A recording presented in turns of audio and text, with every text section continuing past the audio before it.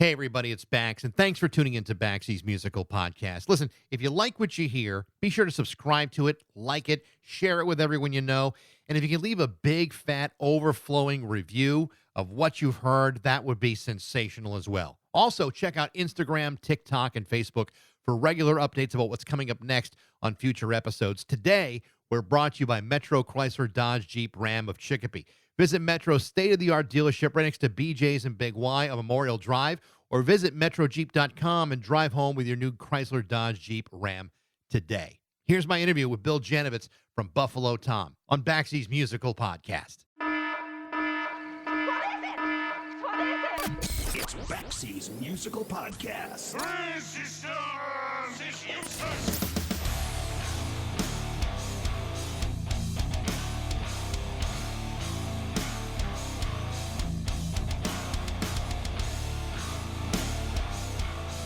Have you ever found yourself getting ready to do something that you were really looking forward to, only to discover that what you were about to do is going to take you in a totally different direction, one that was equally as exciting as the reason you were doing it in the first place?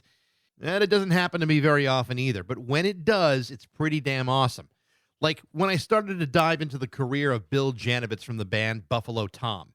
Buffalo Tom were a band that was formed in 1986 on the campus of the University of Massachusetts in Amherst. Their first two records were produced by Jay Mascis from Dinosaur Jr. They would go on to release 9 studio albums over the next 38 years. They've enjoyed their share of chart success with incredible songs like Soda Jerk in 1993 and Sleepy Eyed, which came out 2 years later. On May 31st, Bill Janovitz and Buffalo Tom will release their 10th studio album entitled Jump Rope, and their first single, Helmet, is exceptional, like so many of their other songs. And later this year, Buffalo Tom will be embarking on a European tour. Now, here's where things start to get interesting for me. Bill Janovitz isn't just a great songwriter and a great band from my home state of Massachusetts. Bill Janovitz is a New York Times best-selling author, having released an amazing biography in 2023 about the legendary Leon Russell entitled Leon Russell, The Master of Space and Time's Journey Through Rock and Roll History. It is an incredible book that gives the most detailed account into one of music's extraordinarily brilliant and occasionally misunderstood legends. It's a story of a truly gifted songwriter and musician that inspired and played with everyone from Elton John to George Harrison to Eric Clapton, Joe Cocker, the Rolling Stones, and many, many others. He also played in hundreds of unforgettable sessions with the famed Wrecking Crew, but it was Leon's songwriting that would leave you speechless. And doing all that despite great emotional and physical difficulties. And the way that Bill Janovitz tells the Leon Russell story is phenomenal. And seriously, one of the best rock biographies that I have read in an awful long time. But that's not all.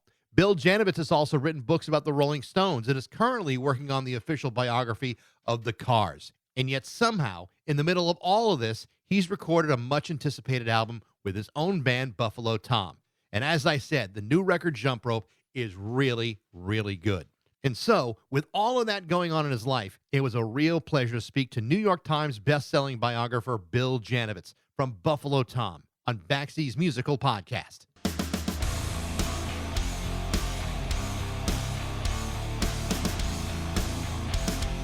So how you been? I've been good. Yeah, I just got off of a little vacation last week, so I feel somewhat replenished. But it was with my parents, so it's back and forth. Actually, I'm kind of surprised you were able to spare any time for me today with everything that you're doing. I mean, a new record, a upcoming tour. You released a New York Times bestseller, and you're already working on another one. And oh yeah, you have a day job too. I need a nap just thinking about how busy you are. Yeah, it's funny that you mentioned that. So I'm working on this Cars book, and I just right before I clicked on the link, I was just looking. I haven't heard from my literary agent in a while. And he was like, "Hey, so just checking on the book to see where you're at." No pressure, no implied or express pressure. But yeah, I don't know. I feel the need to kind of keep it rolling. I wish I could, and at some point I will sort of start to wind down the day job a little bit. I think, but it's lucrative and it keeps these other things afloat. It's always great to talk to a Massachusetts guy. Just, about a year ago, I talked to Lou Barlow from Dinosaur Jr. And just a couple weeks ago, I talked to Dickie Barrett from the Mighty Mighty Boss Tones. So it's always cool to talk to someone who I've got some sort of frame of geographic reference with. So that's it's great. Now you live up in like the Concord area, right? Yeah, Lexington. Lexington. Very nice Yeah, town. very nice. Where are you from? Well, I'm in right now. I'm in the Springfield area, but I grew up South Shore in Rehoboth near like Taunton and Attleboro. Okay, yeah, Yeah, sure. that area. There's so many things I want to start with in this interview. I think I want to start with the new record. It's your first one in 6 years. It's coming out, I think, May 31st. Jump Rope. Had a chance to spend some time with it. It's really, really good. Tell me about this record. Obviously, a pandemic comes in the middle of us and probably slows some things down. But I mean, it really came out very, very good.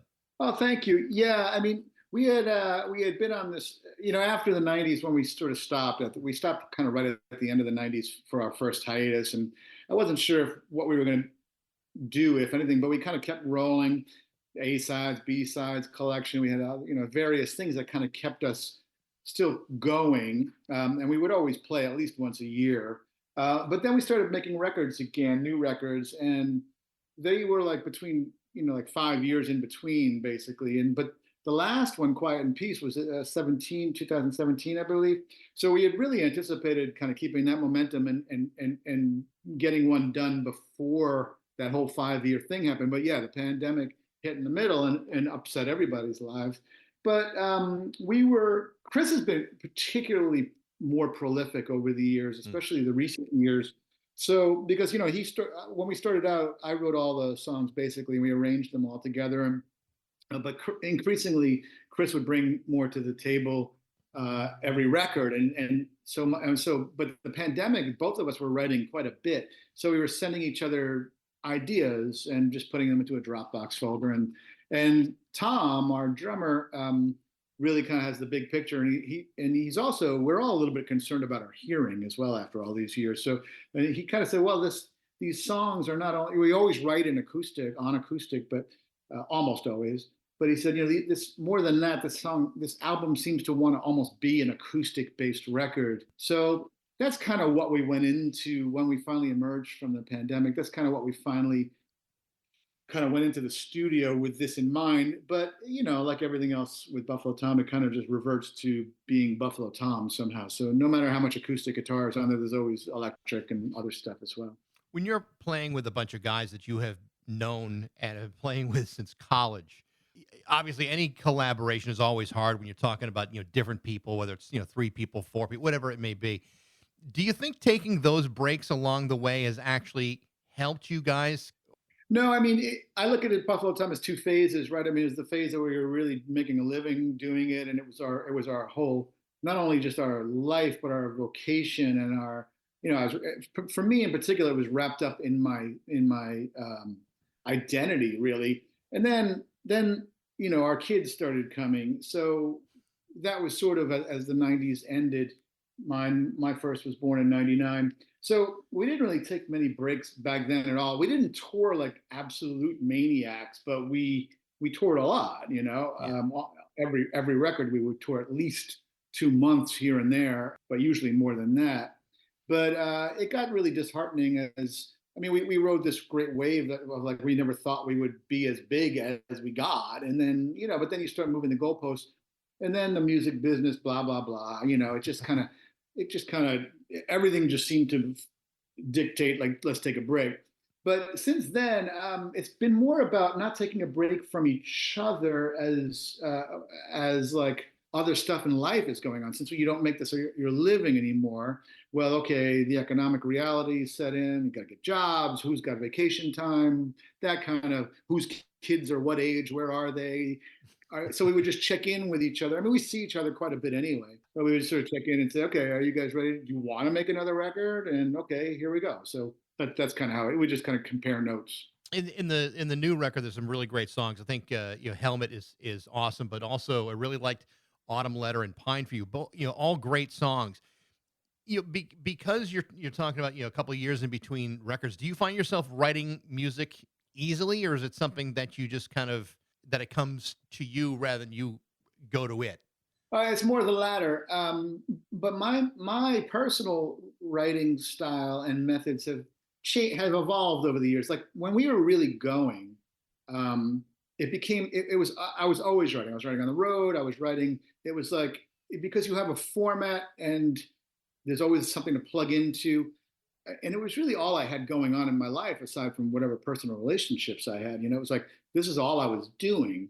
So, if anything, I wrote way too much back then. And it was like trying to figure out what of these ideas, there's like five ideas that are almost the same. So, which of these is worthwhile? Um, but as I've gotten older, I find like I could, like I, talk about vacations. Like back then, I would almost have to have a guitar on vacation because it was like a habit. I couldn't break it.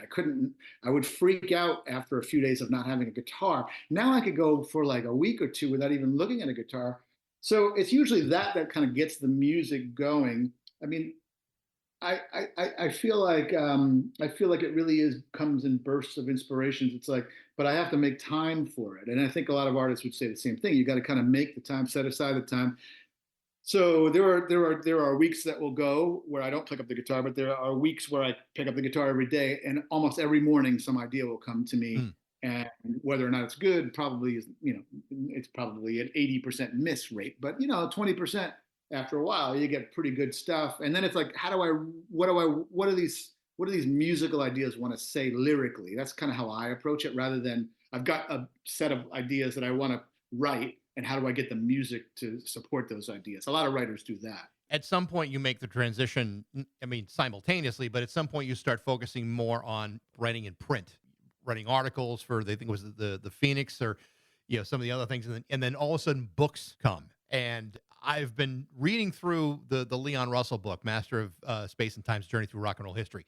I'm probably halfway through it because it's a massive book, but It's epic. It's totally epic. And I want to ask you about this because I tend to read a lot of rock biographies, for work and for the podcast. And in all honesty, I think this is one of the better ones I've read in a really long time, because the scope of the story is just, it's amazing. I don't know how you trimmed it down to only 500 pages. There's so much about this guy. Yeah, thank you. And in fact, I was just expressing concern to I was talking about this email with my agent about where am I with the Cars book. And I was like, I thought this Cars book would be no problem to, kind of keep it down. Like, how am I going to flesh out blah, blah, blah? Because they were around for less time as a band. And I'm only writing a band biography, not a life that went from 1942 to 2016.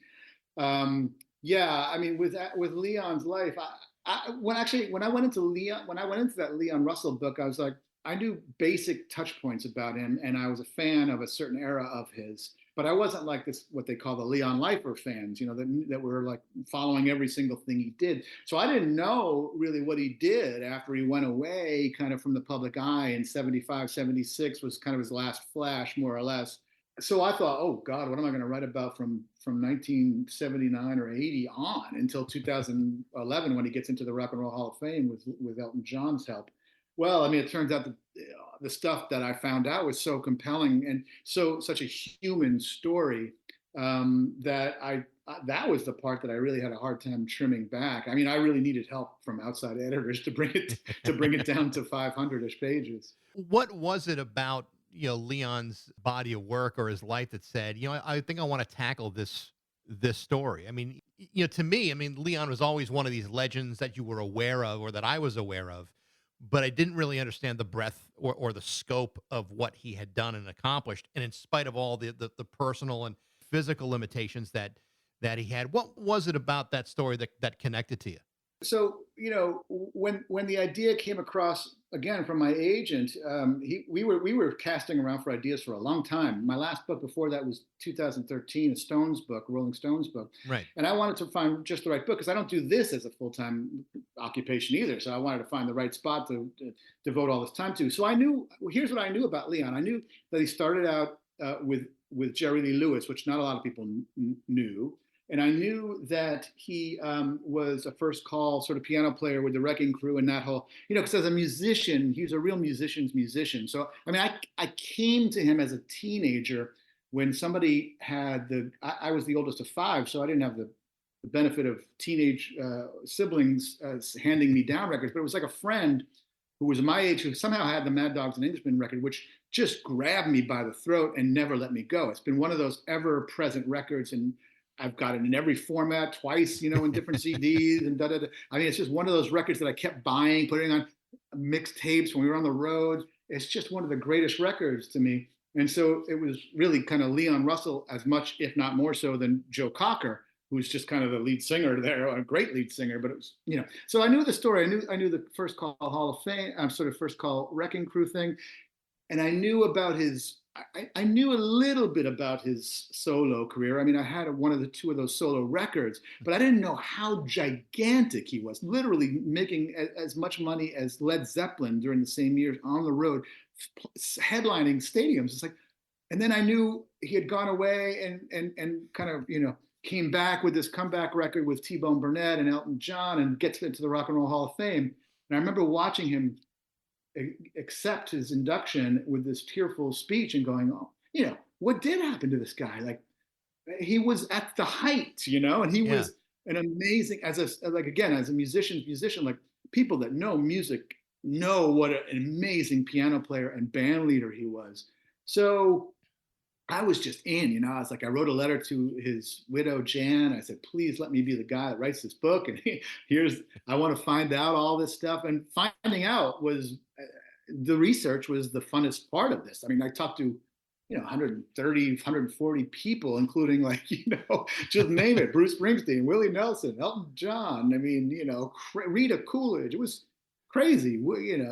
Clapton. I don't know who Randy Newman. It was just like, plus all the people that were just listed on the, or lesser known people who just had these great stories, and they were all home because it was the pandemic. So I was very fortunate. So did you find that people were readily willing to talk about Leon? Because again, he's one of these mysterious characters that people simply didn't know about. And maybe it's his personality that for whatever reason just seemed like he was kind of a quiet, shy guy.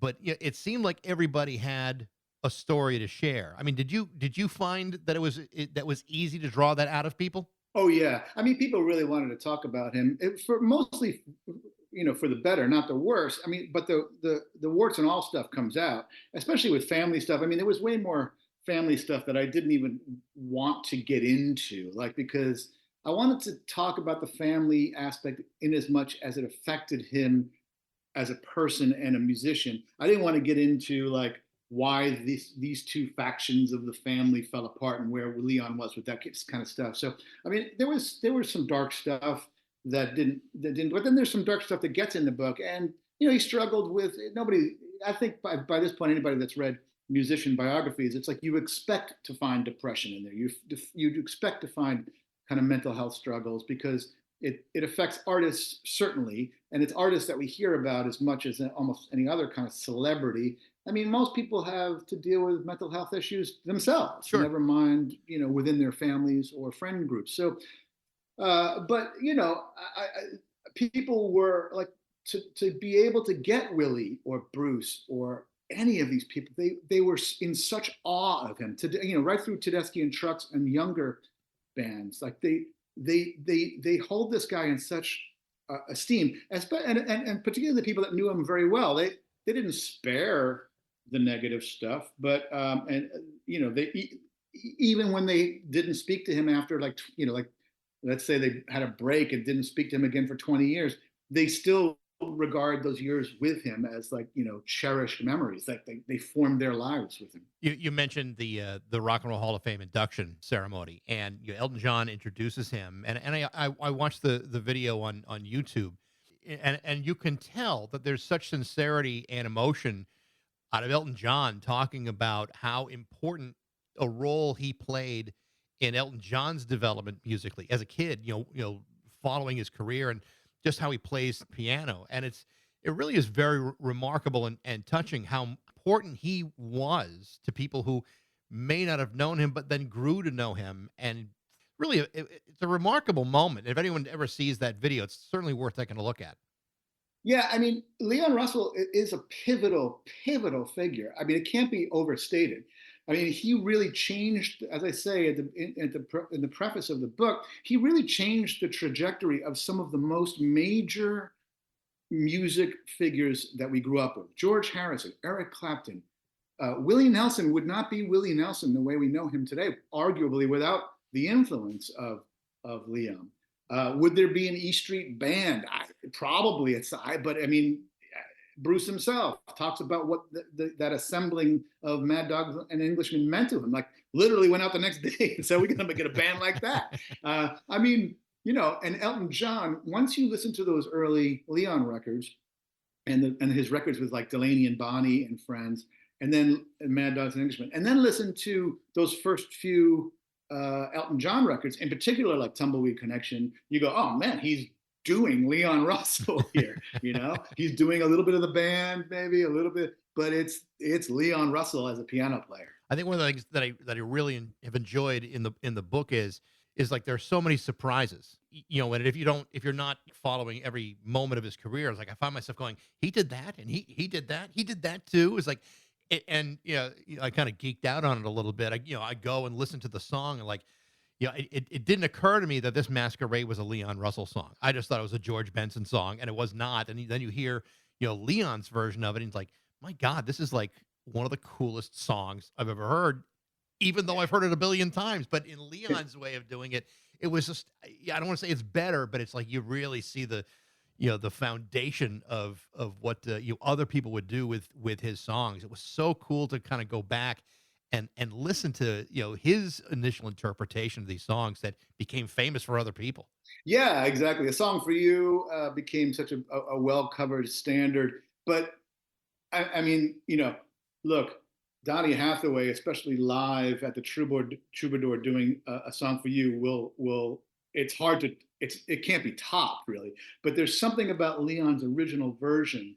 Look, I mean, his voice is an acquired taste. It's not for everybody. It's not Bob Dylan, but it's similar in that way. It's like Neil Young. It's a very idiosyncratic voice, but the emotion of it comes through. The playing, the performance. It doesn't have that polish and the same kind of soul, Right. maybe as Donny Hathaway, but it's got its own soul. So when you're talking to people in writing this book, and you talk about Springsteen and Clapton and Rita Coolidge and all these people that you agreed to talk to you, how did you not fanboy the hell out of that experience? I mean, Well, it's funny. Yeah, it's kind of an addiction. I mean, you're an interviewer. I was when I first started doing books. I was really. I mean, I'm a musician. I'm not a well-known musician as like these people are, but it's like I when I was first doing interviews for the Stones, it's like I can't believe I'm talking to Bobby Keys or Andy Johns, these people from my record collection. But once you start doing it, especially when you've got a topic to cover, you're not just like kind of coming up with, "Hey, so I've always wanted to talk to you about blah blah blah." That's when I would nervous and fanboy out. I tried to ask a couple of those questions, even if they weren't relevant. That just to like Glenn Johns, to ask Glenn Johns about like why so many people didn't love that first Led Zeppelin record. He couldn't understand it. Like, and just to have that conversation with Glenn Johns was like, holy, like crazy. But like, I'll tell you a story. When I was going to talk to, like, my wife she was so bored about hearing about this book every day. I was like, "Hey, you'll never guess who I'm going to talk to tomorrow." She's like, "Oh," I said, "Bruce Springsteen." Now she grew up in Jersey as a Bruce Springsteen kid, sure. And she was like, "Holy," I all of a sudden her eyes widened. So the day comes where I'm supposed to interview him, and so she gets now. I'm just doing a phone interview, not even a Zoom interview with him, and I'm doing it in like a separate room. And she gets showered, dressed, puts on her makeup, as if like Bruce is coming over the house, And she was gonna sit in the room with me just to listen to him, but she was so nervous that she just sat on the floor outside the door. Well, I mean, you want to sound pretty, right? Yeah, exactly. Like, "Hey, is your wife there? Is she from Jersey?" Yeah, I mean, it was great. It was like I have this little video I think I made of just me reacting to his. It's like the phone rings. It's like, "Bill," and I say, "Yeah." He goes, "It's Bruce." I was like, I make that my ringtone, So the book comes out last year, and I mean, it does very, very well. It's a New York Times bestseller list. I mean, were you surprised by the reaction that the book got? I mean, this is a big deal to get in any level of publishing, to get that kind of notoriety. Yeah, I was. I mean, I'd be lying. Here's what I thought. I thought, look, the best case scenario is that this book gets a lot of press because of all the bold names that we're talking about that we're interested, and what a story. I mean, like it's like the Searching for Sugarman story in some way. It's got like a little aspect of that, like, oh, who was this guy? Where did he go? Like you say, the mystery of it. So I thought that alone, if it got some attention, I knew that it might get some legs amongst people like us that are like, I pride myself on being like a classic rock nerd who can dominate rock and pop trivia night to a certain year anyway, and it's like I didn't have these records past, like the 70, 72, 73 records. Like, what did happen? Like, why wasn't he on classic rock radio? Why isn't he not on oldies and classic rock now? You barely ever hear the guy. He's barely on even Sirius, Yeah. stuff. So the best case scenario I thought was that it might get a good review, hopefully a good review. It might, in one or two of these publications, but I didn't really think it would keep selling like it did. But, my agent, again, in his wisdom, is like, pre-orders, pre-orders, pre-orders, push, push, push. Get every celebrity guy person to talk about the book. Get these books out. Make a big splash because you'll get once those pre-orders hit, that's when the New York Times bestseller list. Now, sustaining it past a week is the real trick. I was only able to get on there a week, but if you look on Amazon, it's still selling. I mean, it's incredible. I think enough people were like, yeah, I'm not intimidated by the heft of it. Like that's the big thing. You got to get past the idea that you're going to be reading 500 something pages. I got to also recommend the audiobook, which is a blast to listen to. The guy did a great job. Robert Culp, his name is. I just wanted to sample it, but I kept listening to it because I found the guy who's reading it so compelling. I was like, I want to hear how it flows, So yeah, I was really pleasantly surprised at how well it's done. You talked a while ago about working on this project about the Cars. Tell me about that because I mean, first of all, why did you choose to work on something about them? So interestingly, I mean, I just grew up with that record came out, and I was like, "What the?" I was like almost the perfect age group for that. I was 12 when that record came out, but just starting to buy records. And what is this? It's new. It's old. It's blah blah blah. It's just infectious as all get out. Who are these guys? This is something new. This is for me. This is not just me going back and buying Beatles and Stones and Neil Young records. This is something fresh, and this is kicking the asses of, in fact, the Stones and those guys. So it was just an important record, as was Candy O, and even, I mean, by the time you get to Heartbreak City, they were just everywhere. Now, by that time, I was a bit like, oh, what is this? This is a little too mainstream sounding. But the record, the songs are incredible. Drive, oh my God. I mean, that record, Drive, came out when I was a senior in high school, I think. Yeah. And it was like, it was such a dramatic, you could it was a soundtrack to your own little imagined melodramas and failed romances in high school. Who's going to drive you home from this party tonight? That kind of thing. Well, it's absolutely true what you're saying. It's like I said, you and I are we're born the same year, probably just a few months apart from each other. And I had the same reaction to the Cars that you did. And I remember the very moment that I heard Just What I Needed for the very first time. I heard it on the radio and I'm like, holy shit, what is this? It just jumps out of the radio too. Well, because I mean, there was so much, new wave music going on at the time, and I mean, you could kind of lump them into that. But I mean, it was, just the vocal tracking on that stuff. A couple of years ago, I talked to Elliot Easton, who I think is maybe like one of the most underrated guitar players ever. I mean, you just have to listen to My Best Friend's Girl and that solo in the middle of it. That we just go, holy cow, where did this guy come from? I had the same reaction as you did, and you're absolutely right. All that, everything to that Heartbreak City is like that. Not only was senior year in high school, it carried through freshman and sophomore year in college too. It's like that was a really important music for kids our age. That was a real generational band for all of us. It really was. I mean, those 10 years were so formative in anybody's life, from 12 to 22 or whatever.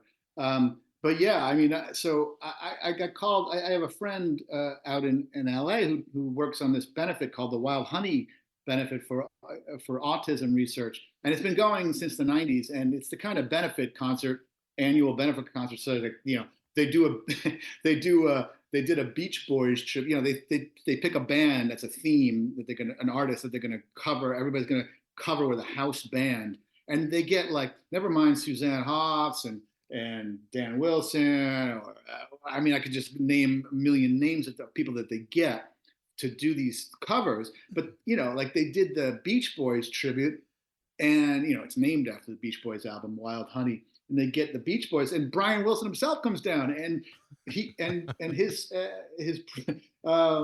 Alex Chilton comes from Big Star and finally meets his hero. It's that kind of benefit. So I get this call from David Jenkins, who has been part of this benefit for all these years, and he says, "Hey, we'd really like to have you. Would you come out and do this?" I'm like, "Oh, I'd be so honored." He goes, "It's the Kinks this year. They're going to be doing Village Green Preservation Society, but beyond that, other Kinks songs and all the preservation." I said, "Well, can I do Stop Your Sobbing?" And he said, "You can do Stop Your Sobbing." He goes, "Who do you want to play?" We've got Pete Thomas from the Attractions on drums, or Dennis Dykin from the Smithereens, Elliot Easton. I said, "Oh my God." I said, so I had a band with Elliot Easton, Dennis Dykin of the Smithereens, me singing and playing acoustic guitar, and these other great musicians, Gabby Lima, a friend of ours, playing on bass, blah, blah, blah. So I get in there, I get to the rehearsal hall. It's just filled with all these great musicians and well-known musicians as well. And I go up and I'm like, "Oh, Elliot, we're going to be playing. I just want to meet you. I'm Bill Janovitz. I'm from Boston. I'm in this band, blah, blah, blah." And he was the warmest, most charming, unassuming guy. And they had just gotten the announcement that they were going to be in the Rock and Roll Hall of Fame the next year, that year. And he teared up talking about it, like what it would have meant to his mother. And this is my first meeting with the guy. Yeah. And he's a Long Island. I grew up on Long Island until I was 16. And so he's a real Long Island guy, like from the same town as my cousins. So there was this real kind of heart on your sleeve thing that I really identified. So then I got to play Stop Your Sobbing in the style of the Pretenders, kind of, with Elliot Easton on guitar. And I wrote an article about it after, and because my friend encouraged me, he says, "Oh, you know, maybe you could write a book about the Cars, and you know, maybe do an article." I said, "Great idea." Did an article. I said, "You know, this is true." I said, "You know, Vince Lombardi said you act like you've been there before when you get to the end zone." Well, I finished Stop Your Sobbing, and I'm bounding off stage going, "I have to play without anything," like a child, you know. But I wrote this article about what it was like and what the Cars meant, and that. So I pitched the idea of doing a Cars book before the Leon Russell book, but Rick Ocasek was still alive. You know, he had his own ideas. They didn't, you know, there was sort of intra-band stuff, politics, and it took. I think it took a number more years. It took the Leon book really coming out for me to kind of go back and go, "Guys, how about this a book again?" And you know, Greg lives a town away from me in Lincoln. Mm-hmm. David lives up in Rockport, so they're around. It's much different, of course. Now I'm writing a book with 3 surviving guys, you know, members. So, I have the benefit of that, but I'm also very sensitive to all that. It's funny when I talked to Elliot, I kind of had the same impression about the guy as you did. He just seemed like a really great guy. And the thing that I remember about the interview was in the middle of it, he was actually fixing a toilet. And I thought that was talking to Elliot Easton while he's, you know, elbows deep into a toilet. I thought, well, you know what? If this interview means anything, I will have heard a Rock and Roll Hall of Famer fix a toilet. It's a proud moment. And as I say in the book already, I said, you know, you Google, like you said, if you put Elliot Easton's name into the Google machine, you'll start seeing words immediately like underrated, underappreciated, blah, blah, blah. I think it's getting to the point where maybe that's hopefully no longer the case. He's gotten quite a bit of appreciation he's never been underappreciated by guitar players. Like those first 2 records and Panorama to some extent. I didn't get Panorama until later. Now I love Panorama. But then Shake It Up came out, and I remember that video. I'm like, "What's this?" You know, "Oh, it's a new Cars song." And then that solo comes out. It's like, it's my favorite guitar solo of all time. And it was sort of like I had already sort of maybe moved on a little bit from the Cars at that point. I was into other things, but you know, 16, I guess I was. Bam, that song came out and was right back in. So as you're working on this, I mean, obviously Rick Ocasek and Ben Orr, you know, are no longer with us, and you still have, you know, David, Greg, and Elliot involved. I mean, to have 2 members of the band, real important, crucial members of the band no longer alive, but then some of them are alive. Is it more challenging to write while they're still around, or is it easier to write when you've got them around? Well, Leon Russell, I think, would have been way more difficult to write when he was still around. Yeah. It was easier to get people to talk. It was easier for me to write things. Like if I was cooperating with him, I don't know if he even, I doubt that he would have cooperated. So I don't know. But then writing about a band that's, or the members are still alive, well, then it's a different kind of book, right? So you're writing with their voices.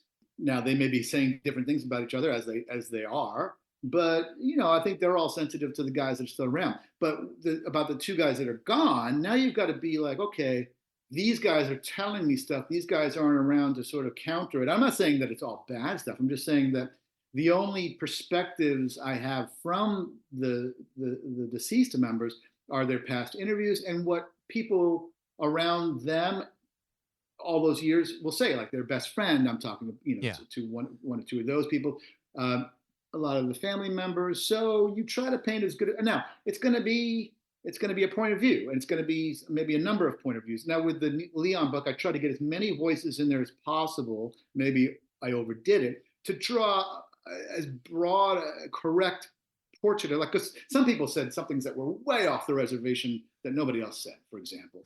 But then if you get enough people saying more or less the same stuff, that's kind of probably where the truth is.